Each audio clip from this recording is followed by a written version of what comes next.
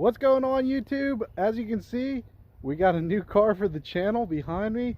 If you guys know what this car is, take a minute and pause the video before I tell you what it is, and comment below if you know the make and model. Hell, I'll even tell you it's a Volkswagen.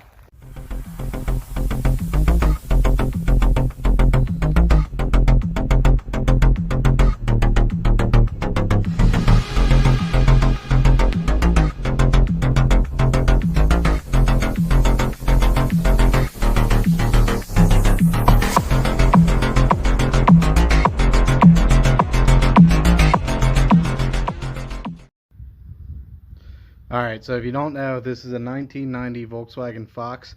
I picked this thing up for 200 bucks. I saw it on Facebook Marketplace real cheap, so it was actually on my way home from work. I went to check it out, and the thing's a freaking piece of crap, hence why it was so cheap. You can see the hole in the floor. It does have a lot of rot on the floors. Actually, the driver's side of the floors were completely cut out, and there's some metal like laying in there that the seat's on. But the kid told me it ran, and it drives, and it stops. So I went to look at it, and it was leaking gas and had a flat tire. I should have videoed this, but I ended up getting some fuel line at AutoZone, fixing the gas leak, and I had like four 4x100 wheels laying around my house. So one of them had some air in it. I took that with, threw it on, and I went to drive it home.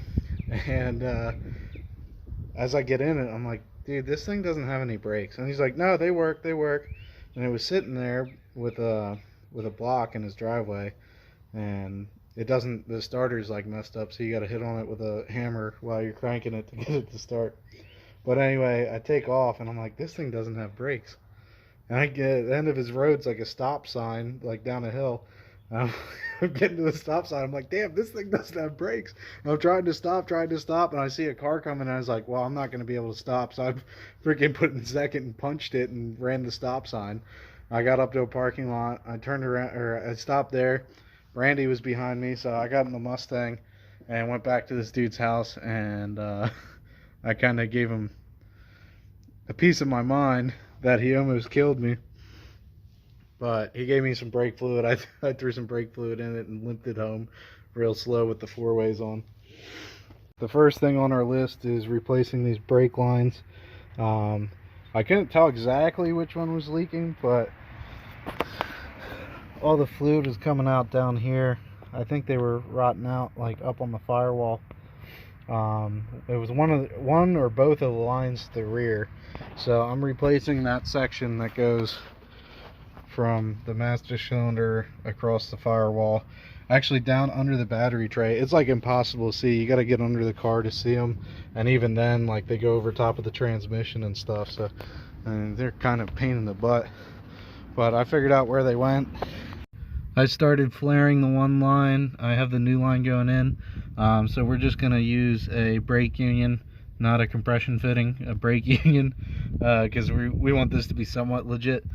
And then just connect the rest of the line.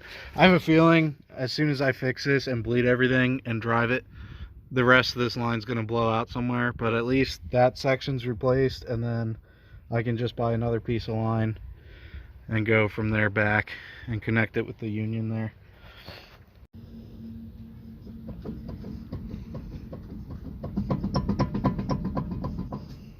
So my goal with this thing today is to try and get some brakes out of it.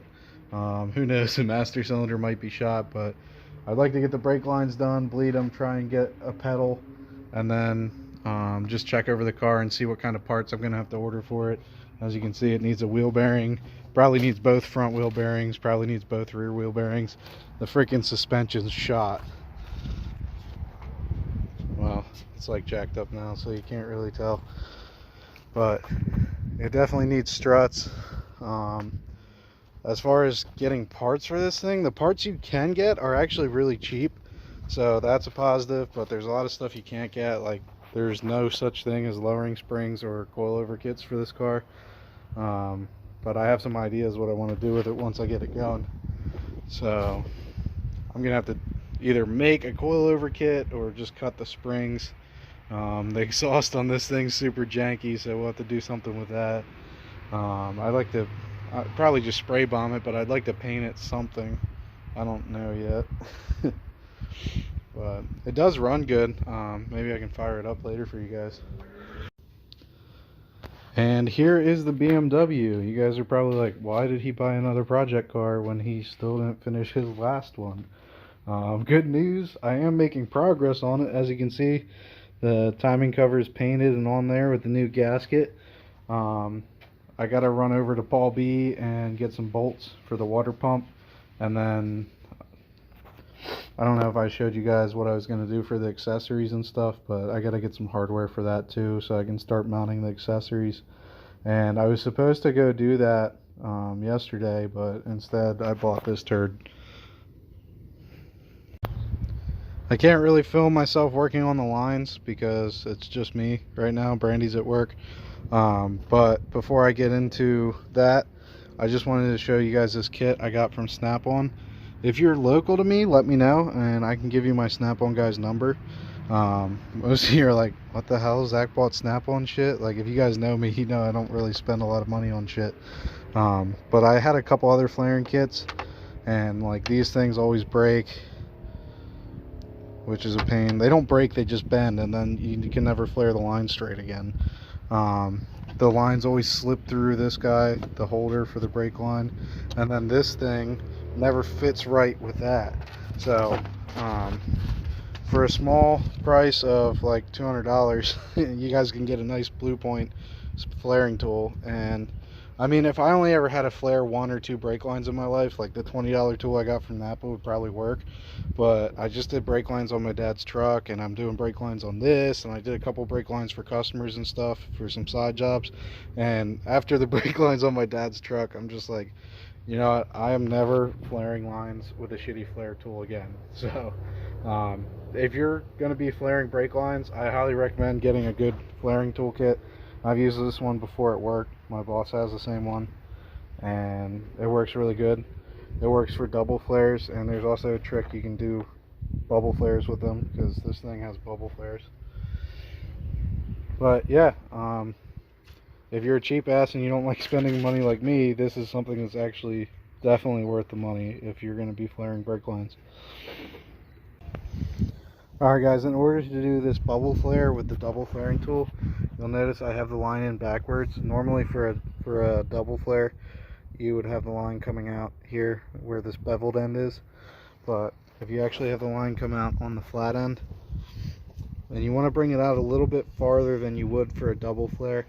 As you can see, not a whole lot more, but just enough. And you're basically going to flare it just like you would. You're going to put your die in here, or whatever the hell these things are called. We'll call them a die.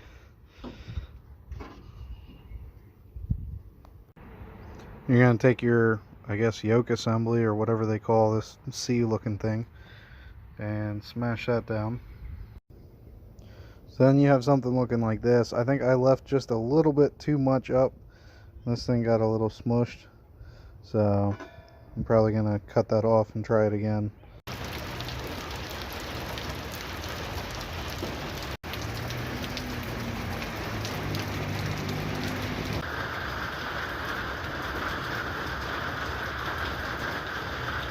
I got all the brake lines done on the Fox yesterday. I just kind of ran out of time to film because it got dark and I was trying to get the brake lines done. The good news is I have a little bit of a pedal. The bad news is they still need bled, or maybe the wheel cylinders are blown out in the drums or something's up with them because the pedal's not really stiff. So I don't have anyone to help me bleed it. So, and it's raining outside. We're going to let that sit and we're going to start working on the BMW a little bit. I got some stuff done while I was gone. Went to Paul B's, got some bolts for the water pump. I got the water pump back on, got the water pump pulley and the crankshaft pulley, or the harmonic balancer, as many of you will probably try and correct me. And now we have the BMW power steering pump that I am trying to mount. I also have to mount the alternator, and the problem with the BMW alternator is it's actually too wide to fit in this section, so I'm probably gonna have to bring it like over here. I don't know yet. I think my best bet is to do one thing at a time and try and get this power steering pump mounted where it needs to be. I took one of the water pump bolts out, and this is Brandy's dad's idea, but I took some threaded rod and threaded it in there, spaced it out with a nut here. Might have to do some washers or something, but right now that pulley's pretty much in line with the other pulleys. So I have one point mounted.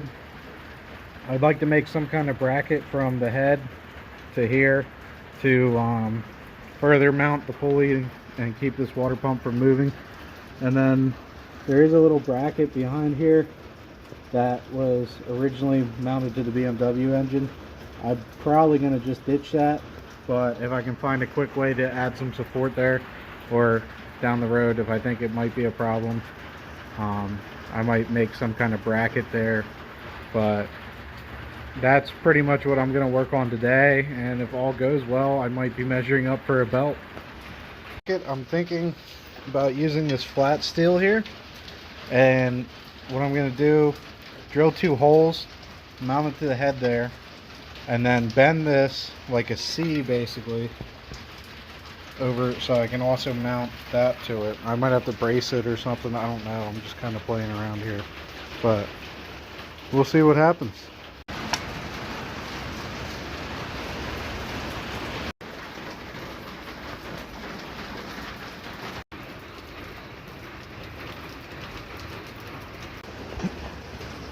Ow.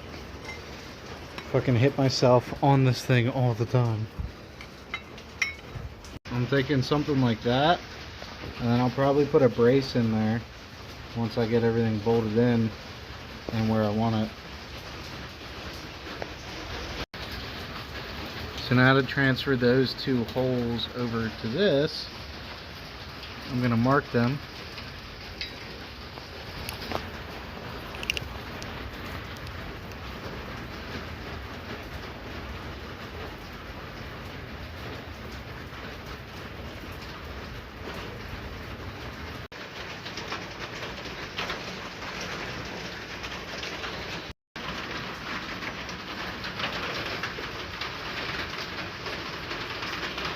As you can see, I got the power steering bracket done. It's just loosely on there. There's no nut back there either. But that's about where it's going to sit. Next is going to be the alternator, but I think this is where we're going to wrap up the video for today, guys. I'm not sure where I want to mount it, if I want to try and get it down here. I think it would be easier on the belt if I go down here. If I add another one over here, it's going to look a little funky, and I'm not sure how I'm going to route the belt then. But if you guys like this video, keep watching. I'll try and keep uploading. There's going to be obviously some more work on the BMW and some more work on the Fox. I hope to turn the Fox into like a daily driver that I can use to go around, do my side work and stuff with the tools in the back, and just advertise for the business a little bit. Well guys, I bought a Volkswagen Fox. You can see the fucking road through the floor. And if anything, it really makes me appreciate my Mustang. It also doesn't have any brakes.